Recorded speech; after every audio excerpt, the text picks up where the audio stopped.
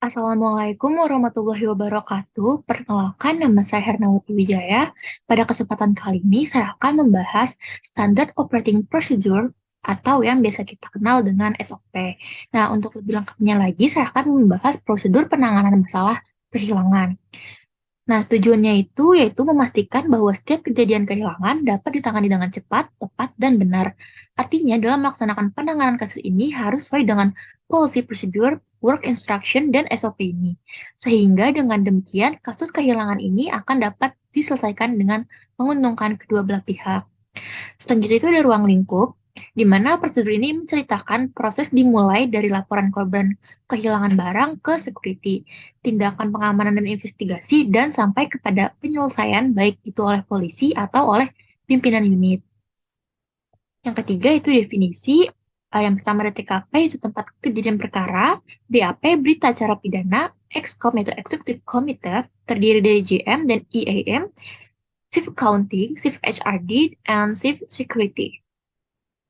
Selanjutnya itu ada referensi. Yang pertama itu ada policy procedure, penanganan masalah kehilangan, work instruction, penanganan masalah kehilangan. Berikutnya ada uraian prosedurnya yang terdapat dari pelaksananya, ada nomor, ada uraian prosedur, dan juga dokumen. Yang pertama itu ada pelaksananya yaitu korban, uraian prosedurnya itu segera melaporkan kejadian ke security. Selanjutnya, yaitu sebagian security menutup pintu keluar atau masuk dan memeriksa setiap orang yang akan keluar area kantor. Lalu, sebagian security dan shift-nya menuju TKP guna pengamanan dan penyelidikan atau olah TKP oleh SPV Security sesuai PP untuk itu. Nah, PP itu merupakan policy procedure. Nah, setelah data dan bukti cukup, maka security SPV melakukan pemeriksaan orang. Dokumen yang dibutuhkan yaitu proses investigasi melihat PP investigasi. Selanjutnya, selesai investigasi, maka dibuatlah laporan penanganan kasus atau LPK yang berisi tentang kronologis, kesimpulan, dan hasil akhir. Nah, yang keenam, setelah data dan bukti cukup, maka security SPV melakukan pemeriksaan orang security.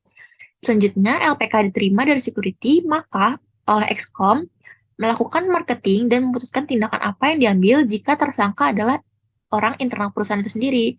Nah, jika pelaku ternyata diketahui orang dalam perusahaan atau orang internal, maka 5.9 yaitu tindakan yang diambil sesuai oleh host role yang ada.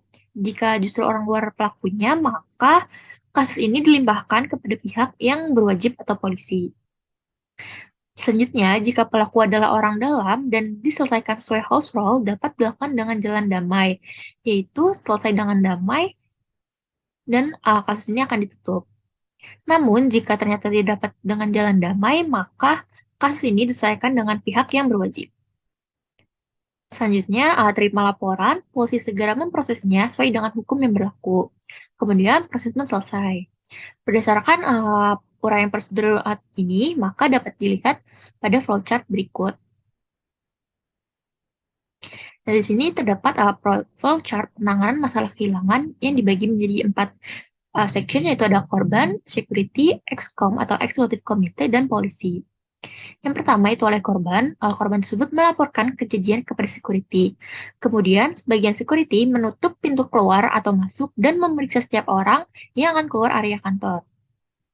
Kemudian, sebagian security dan shift-nya menuju TKP guna pengamanan dan penyelidikan atau olah TKP oleh SPV Security sesuai PP untuk itu. Setelah data dan bukti cukup, maka security SPV melakukan pemeriksaan orang. Nah, maka akan terjadi proses investigasi melihat PP tentang investigasi.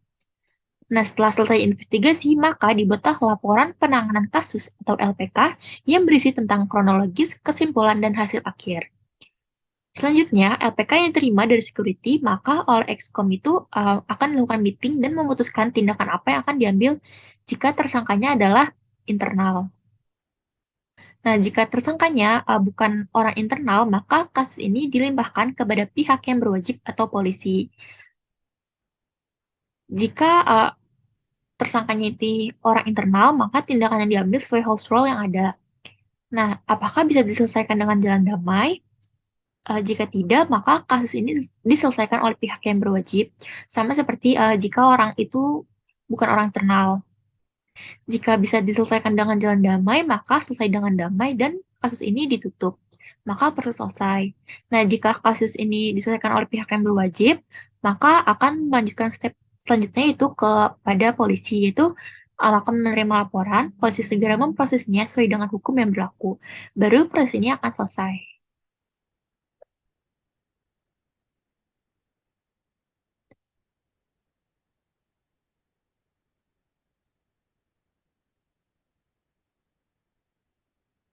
Nah, di sini terdapat form form laporan kehilangan, yaitu ada hari, tanggal, dan waktu. Di sini juga ada namanya yang kehilangan barang tersebut, departemen apa, tanggal dan waktu kejadian, tempat kehilangan, barang yang hilang, barang yang hilang dengan merek apa dan tipe barang apa, serta kronologi kejadian kehilangan tersebut. Di sini terdapat security dan pelapornya. Nah, berikut ini terdapat form yang telah diisi dengan data itu form ini ditujukan pada hari Selasa, tanggal 5 Mei 2023, pada waktunya 13.30.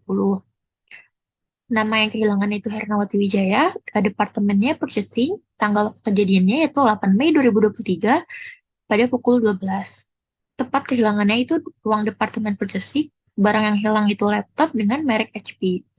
Kronologi kejadiannya yaitu pada hari ini yaitu Senin 8 Mei 2023 pukul 12 WIB, saya keluar ruang kerja Departemen Purchasing untuk makan siang.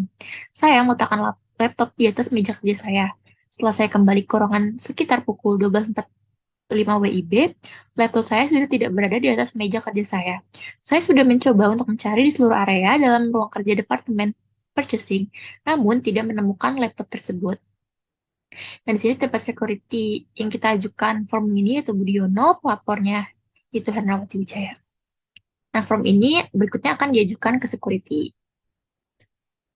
Nah, demikian yang dapat saya sampaikan. Kurang lebihnya mohon maaf.